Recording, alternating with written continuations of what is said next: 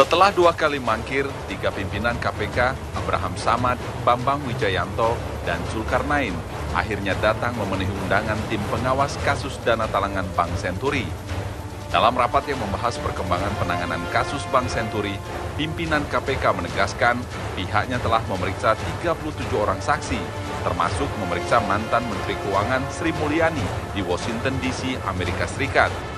KPK juga mengaku pihaknya menemui kendala untuk memeriksa tersangka kasus Senturi, Siti Fajriah, karena tengah sakit sehingga belum bisa menjalani pemeriksaan.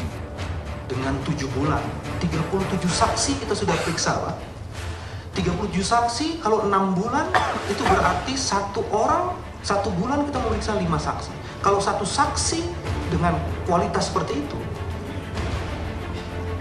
maka kemudian berapa lama diperlukan? Ini saya mengungkap fakta, saya tidak mengada-ada. Namun anggota Timwas berpendapat tidak ada perkembangan yang berarti dalam penanganan kasus Senturi.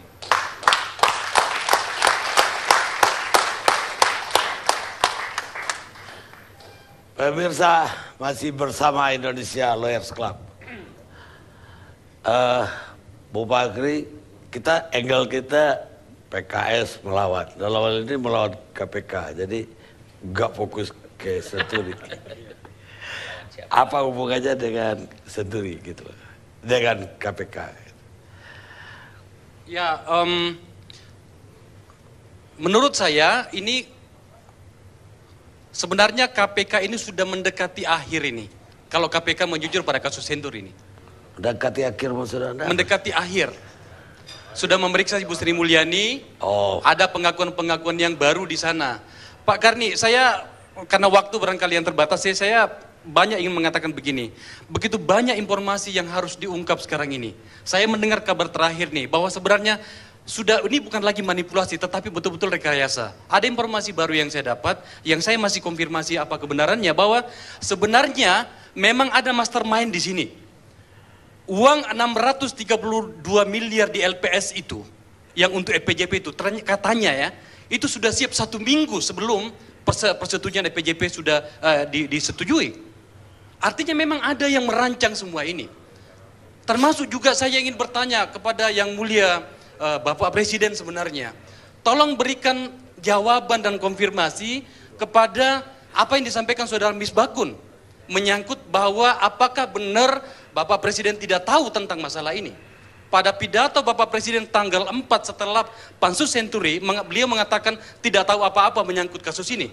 Tetapi kemudian Misbakun menemukan 3 surat. Tidak ada konfirmasi apa-apa menyangkut itu. Kita ingin tahu sebenarnya. Nah, menyangkut dengan RDG sendiri, terbukti di sini bahwa rapat Dewan Gubernur yang pada saat itu dipimpin oleh Pak Budiono merancang supaya sistemik. Maka kemudian saya ingin mendekati akhir dari pembicaraan saya, ada surat dari KPK yang dilaporkan kepada Timwas pada saat itu. Baru saya memahami Pak, bahwa sebenarnya, itu yang saya katakan tadi Pak Karni, ini sudah mendekati akhir. Salah satunya dari laporan KPK kepada kita pada saat itu mengatakan begini, dari kegiatan tersebut dapat disimpulkan sebagai berikut, telah ditemukan adanya peristiwa tindak pidana korupsi yang menimbulkan kerugian negara yang dilakukan oleh pejabat BI. Di sini disebutkan ada 2 orang, Bapak Budi Mulya dan Ibu Siti Fajriah. Dan disebutkan di sini adalah dan kawan-kawan. Maka menurut saya karena ini adalah kolektif kolegial, maka juga Gubernur BI adalah harus ikut bertanggung jawab. Maka sebenarnya yang saya ingin katakan kepada teman-teman DPR, selain kita mengkritisi KPK, mereka harus menyelesaikan ini. Dan saya juga meminta kepada Saudara Bambang, yang ternyata memang waktu itu saya dengarkan sendiri adalah pengacara dari LPS, tolong janganlah terlalu jauh ke sini, sesuai dengan apa yang Anda katakan sendiri. Saya ingin mengatakan kepada teman-teman DPR begini, sudahlah cukuplah pembuktian kepada Anda sekalian, karena saya sudah pensiunan DPR sekarang ini, saya purnawirawan DPR sekarang. Sudah cukuplah pembuktian supaya Anda bisa membawa ini kepada yang namanya hak menyatakan pendapat. Kita selesaikan masalah yang sudah bertahun-tahun ini. Jangan kemudian dibawa kemana-mana. Saya meminta teman-teman DPR yang ada sekarang di DPR itu, bawa ke ranah hak menyatakan pendapat, supaya kita berhenti terjebak pada persoalan yang seakan-akan tidak mau selesai ini. Baik. Pak Karni, sebentar Pak Karni. Saya sampai sedikit terakhir ini. Sebentar. Saya tanggapin dulu. saya harus tanggapi dong. Iya, iya. Boleh kan? Pertama saya mau nyampaikan kepada Udah jemput-jemput Pak Presiden tuh. Ya makanya menyerempet nanti ke situ tuh. Saya mau nyampaikan kepada Bung Akbar, tadi bilang, sudahlah, jangan bermimpi 40 BBG, dari dulu gak ada itu. Saya mau katakan, masa orang bermimpi aja dilarang, padahal visioner itu adalah mimpi. Kalau mimpi itu terwujud, itulah yang benar. Biarkan pemerintah bermimpi untuk rakyatnya lebih baik ke depan. Nggak ada masalah. Jangan menaikkan BBM ketika pemilu mendekat. Ini malah kontradiksi mestinya. Ketika pemerintah menaikkan BBM, pasti dijauhi rakyat. Tapi ini tidak kok. Di mana-mana ada diskusi-diskusi, rata-rata menyatakan, naikkan segera, naikkan segera. Karena keadaan seperti yang disampaikan oleh Wamen tadi kan, memang demikian perekonomian kita. Kemudian tadi masalah senturi. Seolah-olah Bung Akbar ini membawa sesuatu yang baru. Nggak ada yang baru. Nggak ada itu. Itu udah orang KPK udah tahu. Jangan ajari KPK. Dia lebih tahu trik-triknya bagaimana. Sudah capek lah. Kalau Anda capek tidur. Kan itu lebih jelas. Jangan seolah-olah membuat semua seolah-olah dia aja yang benar. Tidak.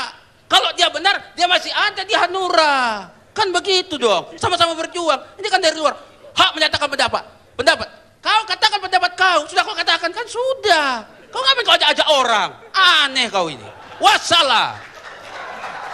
Bahkan saya sedikit sambung saja. Begini, saya ingin menceritakan satu hal yang selama ini tidak pernah dibuka ya ke publik. Waktu itu saya adalah wakil ketua panitia angket kasus Bank Senturi. Dan saya juga yang menjadi ketua tim kecil yang merancang seluruh alur agenda dan proses kerja di panitia angket itu.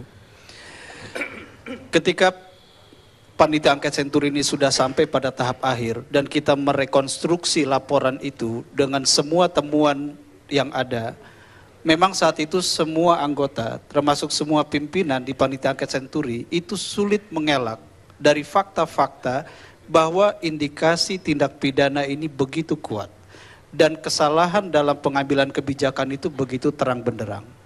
Nah, cuma waktu itu terjadilah perdebatan, ini perdebatan setengah kamar.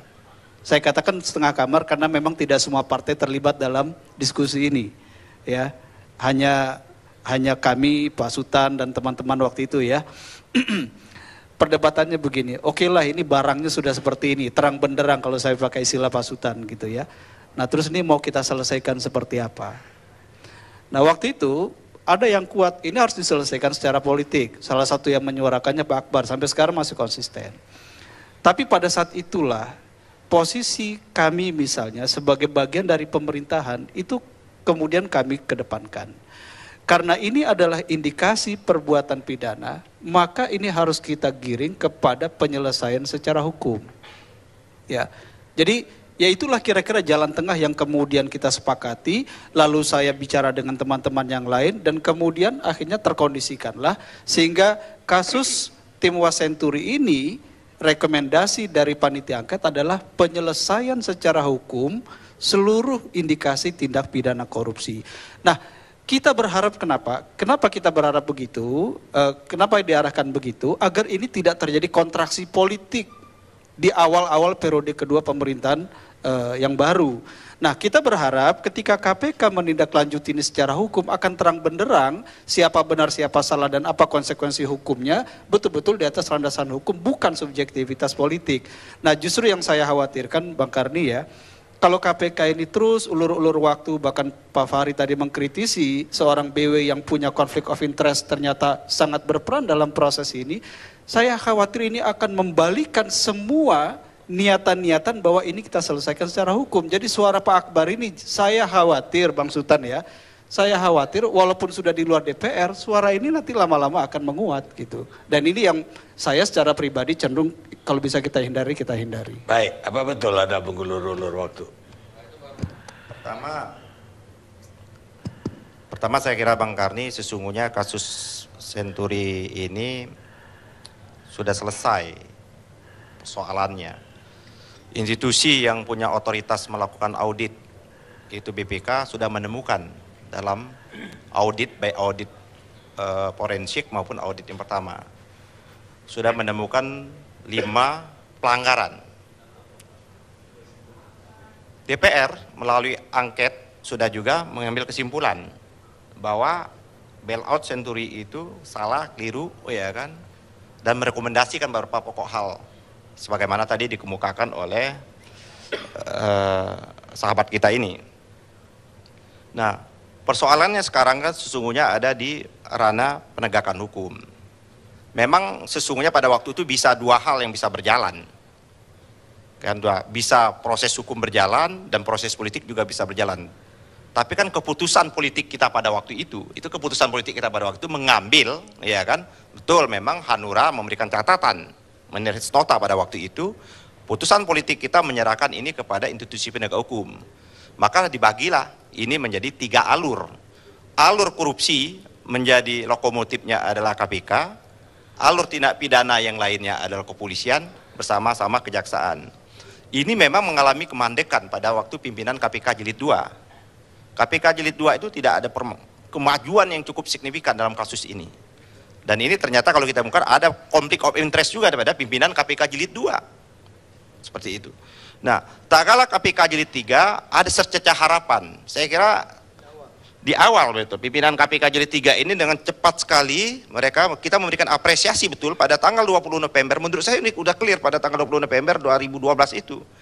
Mereka sudah menemukan peristiwa pidananya. Jadi KPK itu pertama kali menemukan peristiwa pidananya. Apa peristiwa pidananya itu? 2 hal. Yang pertama adalah penyalahgunaan kewenangan dalam pemberian IPJP. Yang kedua adalah penyalahgunaan kewenangan dalam penetapan BC sebagai bank gagal berdampak sistemik. Yang pertama, penyalahgunaan kewenangan dalam pemberian IPJP ini tidak pernah diputuskan secara pribadi-pribadi, secara personal. Atau Budi Mulya dan Ibu Siti Badriah, ini diputuskan secara kolektif rapat Dewan Gubernur. Tapi kenapa ini disangkahkan hanya kepada 2 orang itu? Nah, pada pertemuan berikutnya ada kemajuan KPK. Kalau kita kritik seperti ini, kenapa ini kolektif kolegial? Pada pertemuan berikutnya dengan paper yang sama juga sudah maju bahwa tersangkanya itu BM selaku Deputi Gubernur dan kawan-kawan. Saya menyatakan pada waktu itu, masih ingat mungkin Pak, kalau dan kawan-kawan ini bukan berarti dengan BM dengan Siti Badriah dengan yang lain. Pada waktu itu pimpinan KPK mengiyakan pada waktu itu. Iya, memang begitu. Nah, ya memang itu seperti itu. Nah, kalau begitu kita serahkan sepenuhnya untuk mengusut ini kepada KPK. Kita biarkan, tidak ada kita intervensi dan lain sebagainya. Hari berganti, bulan berganti, ini hampir mendekati sampai 6 bulan, hampir 7 bulan. Pada waktu rapat berikutnya KPK meminta juga, ya kan, menjelaskan akan memeriksa Ibu Sri Mulyani di Washington DC. Saya orang pada waktu itu mempersoalkan, kok terjadi perbedaan, saksi-saksi lain dipanggil, ya kan, ke KPK, kok Ibu Sri Mulyani diberikan pengecualian? Kenapa? Apakah dia warga negara yang luar biasa? Saya bilang. Tapi karena komitmen kita betul untuk memberantas korupsi ini, KPK kita berikan kekuatan. Oke, kalau begitu, saya tanya pada itu, apakah dalam konteks mau ke Washington DC ini ada kurang anggaran?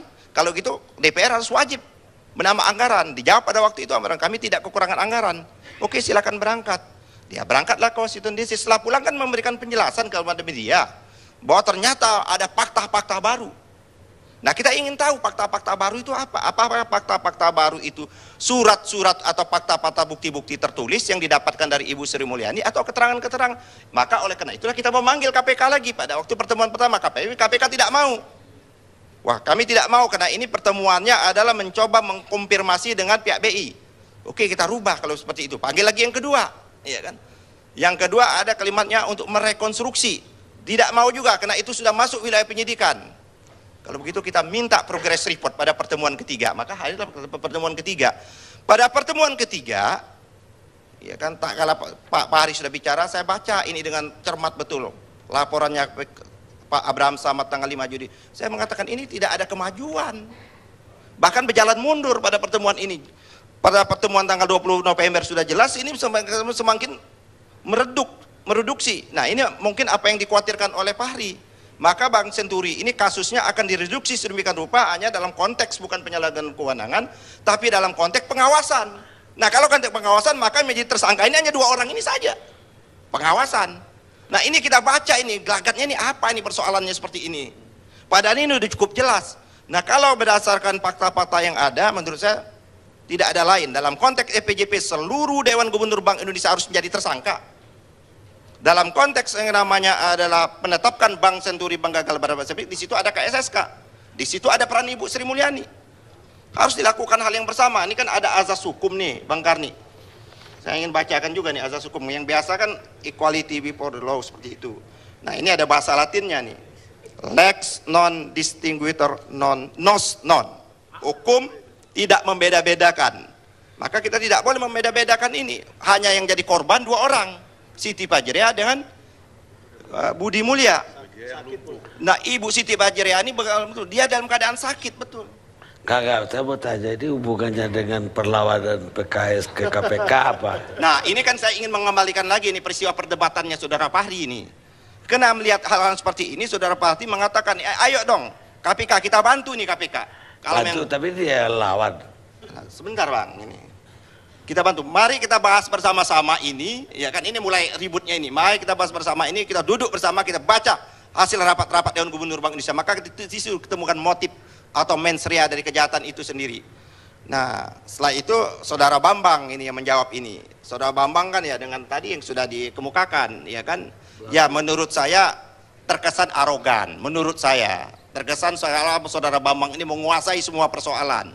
Yang kita tim UAS ini tidak tahu persoalan semua seperti itu. Saudara Mengasih ini nggak level seperti itu. Nah, ini menjadi persoalan. Saya menjembatani sesungguhnya. Memang waktu Anda udah habis, Pak Abu Bakar. Saya sedikit lagi Bang. Sedikit aja lagi. Saya sebenarnya menjembatani sesungguhnya ini. Pak Hari kan tidak ingin betul bahwa Bambang itu bicara. Betul karena konflik of interest. Saya jembatani. Pertanyaan saya kepada pimpinan KPK. Pertanyaan saya itu, Pak Abraham, apakah yang ingin disampaikan oleh Saudara Bambang Wijayanto ini hanya Bambang saja yang menguasai? Tidak pada pimpinan-pimpinan KPK yang lain? Ya, dijawab oleh Abraham, iya. Kalau begitu untuk menjembatani silakan saja Pak Abraham atau Pak Zul yang membicarakan seperti itu. Ya, tapi jawaban Abraham kami kolektif kolegial. Nah, inilah yang kita maksud ada konflik of interest seperti itu. Nah, baik, Bu Bakri. Pertanyaannya hanya satu singkat. Perlawanan ke KPK apakah karena Senturi ini ataukah gara-gara impor sapi? Itu aja. Ya, Bang Karni, saya menulis buku dan saya pernah bagi juga di ruangan ini. Saya menulis buku itu jauh sebelum kasus ini. Sekitar tahun 2010, akhir 2009. Saya menulis buku tentang kritik saya terhadap pemberantasan korupsi. Makanya kalau Bang Karni bisa, hadirkan saya dengan semua pimpinan KPK itu ya dalam satu forum. Kita berdebat di situ sampai berdarah-darah nggak apa-apa gitu. Tapi saya mau telanjangi bagaimana kegagalan pemberantasan korupsi KPK selama 10 tahun ini gitu loh. Itu yang saya mau lakukan gitu loh. Baik, karena sampai berdarah-darah saya tidak bersedia melakukannya. Kita rehat saja.